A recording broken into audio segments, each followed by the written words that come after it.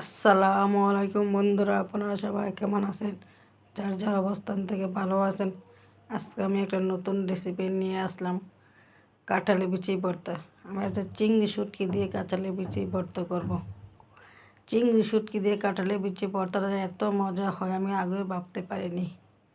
আমি কাঁঠালি বিচি মুখটা ফেরে আমি মাঝখানতে 2 ফালি করে উপরে সাদা আঁশগুলো ফেলে দিচ্ছি। এই যে আমার কাঁঠালি বিচিটি কাটা হয়ে গেছে। অফ ক্যামেরা আমি কাঁঠালি বিচিটি ভালোভাবে ধুয়ে পরিষ্কার করে চুলাতে বসিয়ে দিয়েছি, দিয়ে এবার ঢাকনাতে রেখে দিলাম।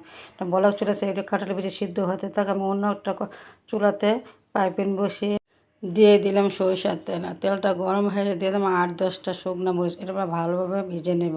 যারা আমার চ্যানেল নতুন পুরাতন বন্ধু আছেন, চ্যানেলটি এখনও সাবস্ক্রাইব করেন না, চ্যানেলটি সাবস্ক্রাইব করে দিবেন।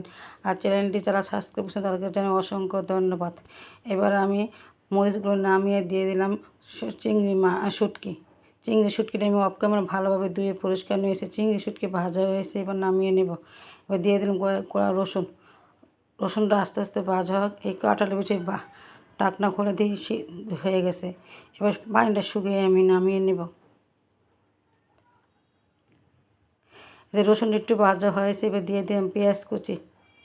ভিডিওটি দেখতে দেখতে যারা এই পর্যন্ত চলে এসেছেন, একটা লাইক দিতে ভুলিয়ে গেছেন, একটা লাইক দিয়ে ভিডিওটা কন্টিনিউ করবেন। আর ভিডিওটি ফুল ওয়াচ করে দেখে নেবেন। পেঁয়াজ আর রসুন আমি লাল লাল করে ভেজে নিয়েছি, এবার নামিয়ে নেব। এবার সেই পাটাতে চলে আসলাম। পাটাতে শুকনো মরিচে বোটাগুলো ফেলে আমি অল্প একটু লবণ দিয়ে ভালোভাবে ভেজে নেব।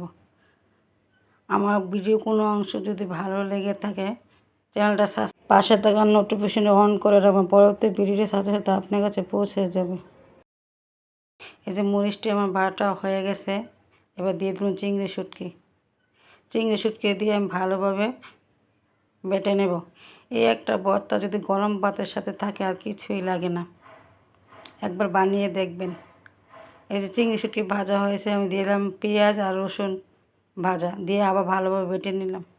এবার সমস্ত উপকরণ ভালোভাবে মিশিয়ে আমি আরেকটা বাটা দেব। এবার সব উপকরণ বাটা হয়েছে, এবার দিয়ে দিলাম কাঁঠালি বিচি দিয়ে আমি ভালোভাবে বেটে নেব। কাঁঠালি বিচি বাটা হয়ে গেছে, এবার সবগুলো উপকরণ আমি মিশিয়ে নেব। মিশিয়ে আমি আরেকটা বাটা দেব।